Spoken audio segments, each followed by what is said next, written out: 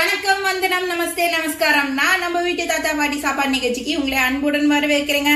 என்னடா இன்னைக்கு என்ன பண்ண போறேன்னு நீங்க யோசிச்சுட்டு இருக்கீங்களா? உங்களுக்காக ஒரு ஸ்பெஷலா என்னதுன்னு பாக்குறீங்களா? ஆமாங்க, நம்ம இதெல்லாம் நம்ம பார்த்துருப்போம். ஹோட்டலுக்கு போனா பருப்பு பொடி வைப்பாங்க, பார்த்துருப்பீங்க நிறைய பேரு. அதுவும் ஆந்திரா ஹோட்டல்ல வைக்கிற மாதிரி பருப்பு பொடிய வேற லெவல்ல இருக்கும். அதுக்காகவே சில பேர் ஹோட்டல்ல போய் சாப்பிடணும், அதுல இது பண்ணணும், அந்த பருப்பொடி எடுத்து சாப்பிடணும்னுக்காகவே நீங்க ஹோட்டல் போய் பார்ப்பீங்க. அந்த பருப்பொடியை ஈஸியா உங்க வீட்லயே டக்கு புக்குன்னு ஒரு செஞ்சு கொடுத்தா எப்படி இருக்கும்? செம்மையா இருக்கும்ல? ஆமாங்க, அந்த இதுதான் நம்ம இன்னைக்கு பார்க்க போறோம். அந்த ரெசிபி பார்க்கலாமா? ஆமா, இது பூண்டு ஆந்திரா பருப்பு பொடி பார்க்கலாமா? வாங்க. எடுத்துக்கோங்க. நல்லா காஞ்சோடனே எண்ணெய் ஒரு ஸ்பூன் எண்ணெய் ஊற்றிக்கோங்க. இதில் பூண்டு போட்டுருங்க. ஒரு பூண்டு ஃபுல்லாக போட்டுருங்க. பூண்டு போட்டு நல்லா வதக்கிக்கோங்க.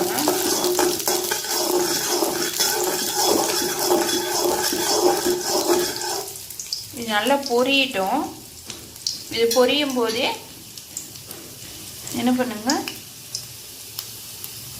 ஒரு பெருங்காயம் கட்டி போட்டுக்கோங்க.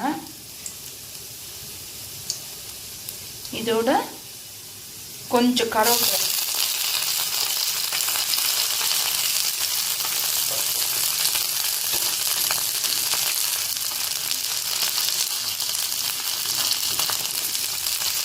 இப்படியே சேர்த்து வதக்கிக்கோங்க.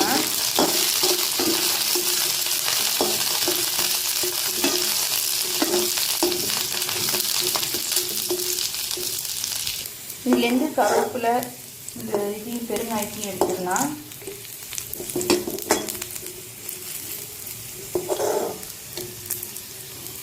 பூண்டில் ஈரப்பதம் இல்லாமல் நல்லா ரோஸ்ட் பண்ணிக்கோங்க.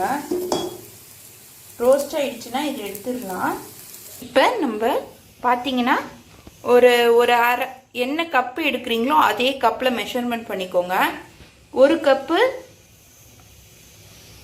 தோரப்பருப்பு எடுத்துக்கோங்க. ஒரு கப்பு தோரப்பருப்பு எடுத்திங்கன்னா அரை கப்பு பாசிப்பருப்பு, அரை கப்பு கடலைப்பருப்பு, அரை கப்பு பொட்டுக்கடலை இது எடுத்துக்கோங்க. நம்ம இதில் பால்மியில் போட்டுடலாம். மிச்சம் இருக்க எண்ணெயில் அப்படியே போட்டுருங்க. ஸோ இது நல்லா வறுத்துக்கோங்க.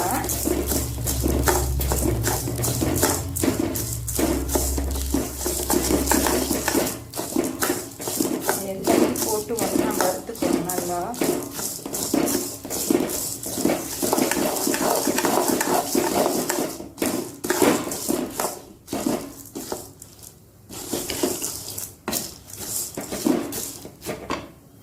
ஸோ இது மாதிரி நல்லா வறுத்துக்கோங்க, கைவிடாமல் வறுத்துக்கோங்க.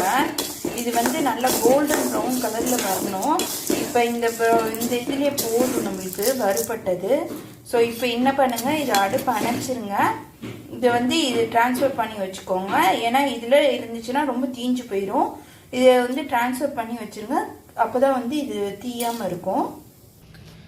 பேனில் என்ன பண்ணுங்கள், ஒரு ஸ்பூன் ஜீரகம் போட்டுக்கோங்க, ஒரு ஸ்பூன் மிளகு போட்டுக்கோங்க. இது நல்லா இது பண்ணட்டும், வறுக்கட்டும். ஸோ இதில் பார்த்தீங்கன்னா நல்லா இது ஒரு வறுத்துக்கோங்க. பேனில் போட்டு ஒரு வறுத்துக்கோங்க.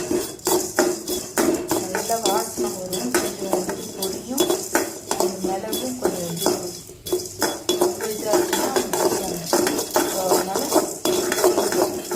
வறுத்துக்கோங்க.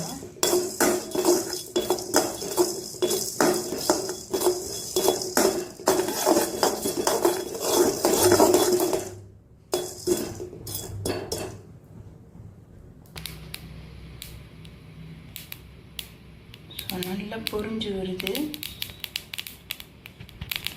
ஜீரகம் பொரிஞ்சோன்னே ஆஃப் பண்ணிடுங்க.